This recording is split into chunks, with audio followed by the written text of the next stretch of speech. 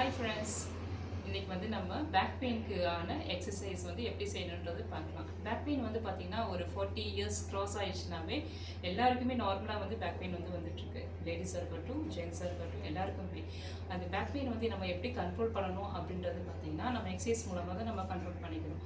பார்த்திங்கன்னா நம்ம abdominal muscles plus front trunk muscles, பின்னாடி பேக் மசில்ஸ், ட்ரங்க் மசில்ஸ் எல்லாமே நம்ம ஸ்ட்ரென்தன் பண்ணியிருந்தோம் அப்படின்னா பேக் பெயின் வந்து சீக்கிரமாக வர வாய்ப்புகள் இல்லை.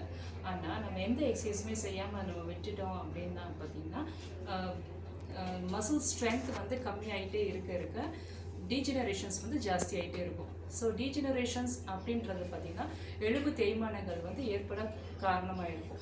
ஏன்னா மசில்ஸ் வந்து ஸ்ட்ரென்த் இல்லை அப்படின்ற பட்சத்தில் டீஜெனரேஷன்ஸ்க்கு வந்து போகிறதுக்கு நிறைய வாய்ப்புகள் உண்டு. அதை ப்ரிவெண்ட் பண்ணுறதுக்காக நம்ம வந்து பேக் எக்ஸசைஸ் நம்ம தான் செய்யணும்.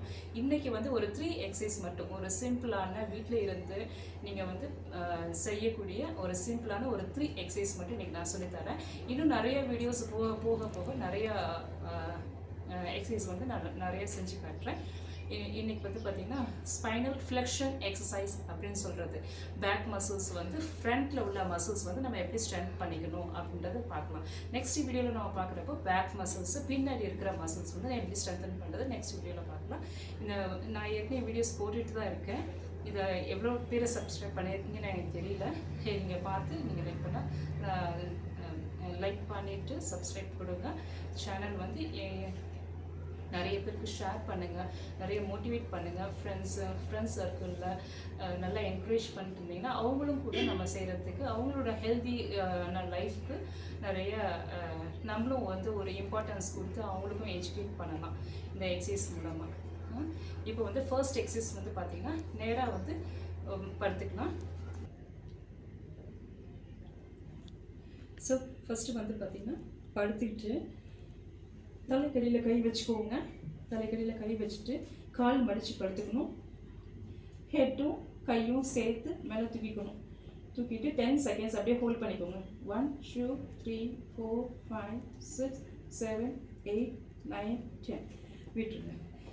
இது நம்பர் 1 எக்ஸசைஸ். திருப்பி செய்யலாம். ரிப்பீட்டேஷன் 10 டைம்ஸ் இல்லைன்னா 5 டைம்ஸ்.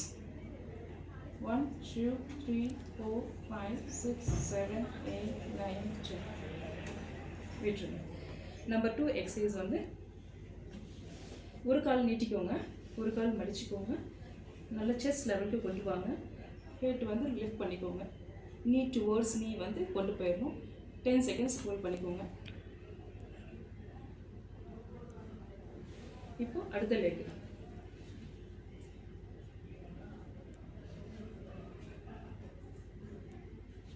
இப்போ 2 லெக்கும் சேர்த்து செய்யலாம்.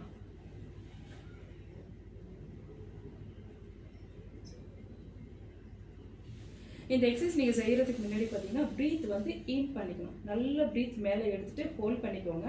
அந்த 10 செகண்ட்ஸ் வந்து பண்ணிவிட்டு அதுக்கப்புறம் ரிலாக்ஸ் பண்ணிக்கோங்க. நம்பர் 3 எக்ஸசைஸ் வந்து காலை 2 மடிச்சுக்கோங்க. அப்படியே ஹிப்பை வந்து லிஃப்ட் பண்ணிக்கோங்க மேலே. 10 செகண்ட்ஸ் ஹோல்ட் பண்ணிக்கலாம். திருப்பி ரிப்பீட்டேஷன் 1 2 3 4 5 6 7 8 9 10. ஸோ இந்த எக்ஸசைஸ் இப்போ வந்து படுத்துட்டு ஒரு சிம்பிளான 3 எக்ஸசைஸ் செஞ்சு காமிச்சேன். இதை நீங்கள் செஞ்சுட்டு நீங்கள் வந்து ஒரு 2 வீக்ஸ் கழிச்சு எப்படி இருக்குன்றது நீங்கள் ஃபீல் பண்ணுவீங்க. நீங்கள் செஞ்சு பாருங்கள் வீட்டிலையே. உங்களுக்கு பேக் பெயின் இதனால வந்து இன்க்ரீஸ் ஆச்சு அப்படின்னா நம்பர் ஆஃப் டைம்ஸ் வந்து நீங்கள் குறைச்சி செஞ்சுக்கோங்க. இனிஷியலாக வந்து ஒரு 3 டைம்ஸ் வந்து நீங்கள் ஸ்டார்ட் பண்ணிக்கோங்க. 1 வீக் செய்யுங்க. இந்த 3 டைம்ஸில் வந்து எந்த பெயினும் கண்டிப்பாக இருக்காது.